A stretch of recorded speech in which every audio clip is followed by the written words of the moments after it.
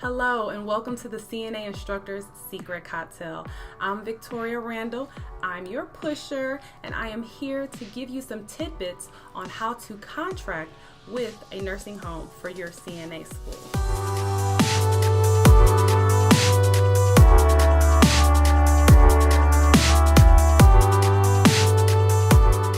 So let's get right into it, okay? First, just so you know, you have to have an established relationship with a nursing home in order to even have your CNA school approved, okay?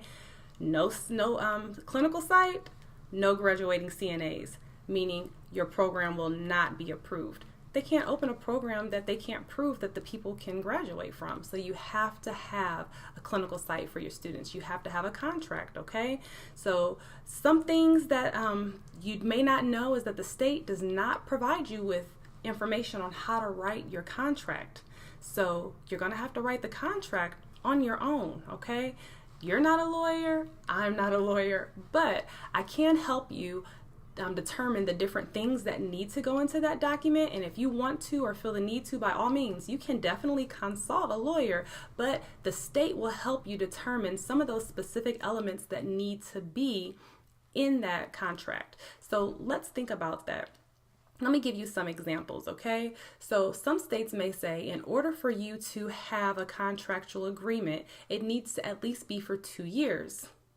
So for instance, I believe one nursing home that I attempted to contract with, they only wanted to give me 1 year. So I was unable to contract with that facility. I had to find a facility that was willing to give me 2 years or more because that's what the state of Georgia requires. So please know and ask, how many years does your state require that you have a contractual agreement with your nursing home, okay?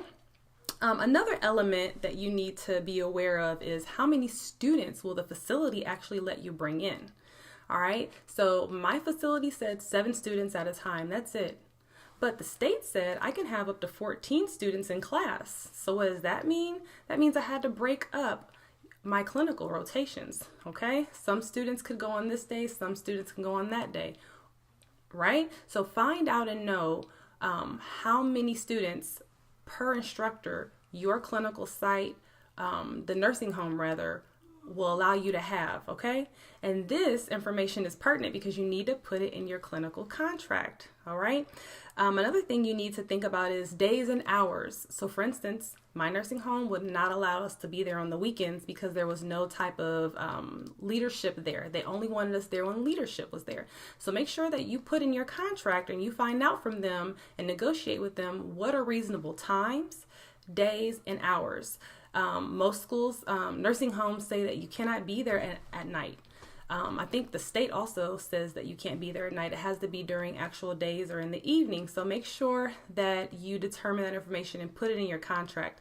And just side note, we all know in the morning is when all the ADLs occur. So you really kind of want your students there in the morning so they can get the most out of their clinical rotation experience, right? Also, you need to consider your state-specific regulations, whatever they may be, all right? So just always keep that in mind. Each state is different, so I can't give you specifics, just whatever state regulations, make sure that you're abiding by them. For instance, it might be that an LPN has to be on site with those students that has 5 years experience, or it can't be an LPN, it has to be an RN on site with those students. So make sure that you know those things. Here's a big one. Always have a backup nursing home, okay? You don't want to just contract with one nursing home, one and done. No. Because what happens if that nursing home goes out of business? What happens if they end up, Lord forbid, on the abuse and fraud list? What happens if they are under inspection by a state agency and because of that, they're not allowed to have students until they pass their regulation tests? So there's multiple reasons why you want to have more than one facility. So please make sure you contract with more than one facility when you move forward, okay? What else should you think about? Find out who the gatekeeper is at these nursing homes. It's usually the DON, all right? So you want to get buddy, cool with that DON because that DON is going to be the one to determine whether or not you can actually bring your students there. All right. So what can you do to become buddy with the DON? Do you already know a DON of a nursing home? If you don't know any, how can you get cool with some? So start reaching out now. Don't wait until the last minute when you're ready to turn in your curriculum and your application to the state. You start getting buddy now. You call, you find out their name, you send them emails, you tell them your vision, you call them, you ask, can you meet with them? You meet them face to face, you bring them lunch, you bring donuts for the whole staff, whatever you got to do, okay? Because you need that nursing home to partner with, or else you will not be able to open your CNA school. So also in your contract, the different things you can do to make them want to partner with you would be like offering their staff discounted CPR, because you are going to be a CPR instructor in order to monetize your business, right? Yeah. So make sure, add that in there. I will provide CPR annually to all of your employees at a discounted rate, whatever that discounted rate the two of you decide will be. Other things you can do is offer prospective employees, like maybe someone in EVS wants to become a CNA. All right, they can come to my school and I will only charge them half tuition. All right, just for you letting my students come there. So that's another thing that you can use to leverage. You can also use, because I'm telling you, at the end of the day, they want to know what's in it for me. What is in it for me? Why do I want to bring your students here? You can also let them know that, a lot of your students live in the area. So they're going to be potential prospect employees for them. So anything you can do to leverage yourself, okay?